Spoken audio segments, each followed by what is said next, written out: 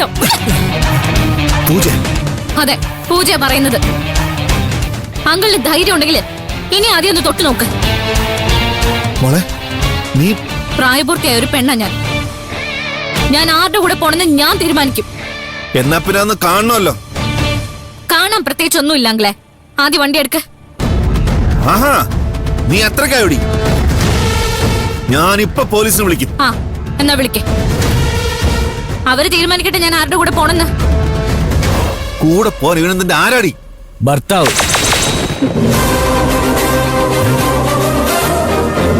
ഇവിടെ പറഞ്ഞത് കേട്ടില്ലേ? പ്രായപൂർത്തിയായ ആണും പെണ്ണോ ഞങ്ങളെ തടുക്കാൻ തന്റെ ഇടം ഉണ്ടോ തനിക്ക്? പൂജ, വണ്ടി കയറി.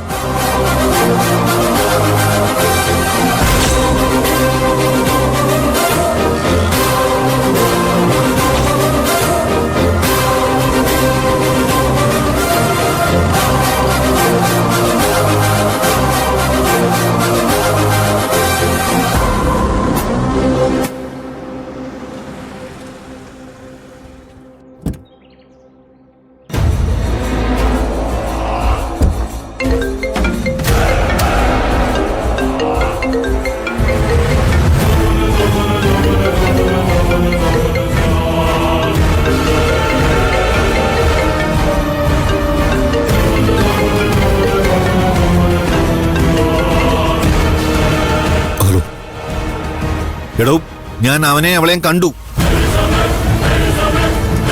എടോ, ഞാൻ നമ്മുടെ പൂജയും ആ പിഴച്ച ചെക്കൻ ആദിത്യനെയും കണ്ടുവന്ന്.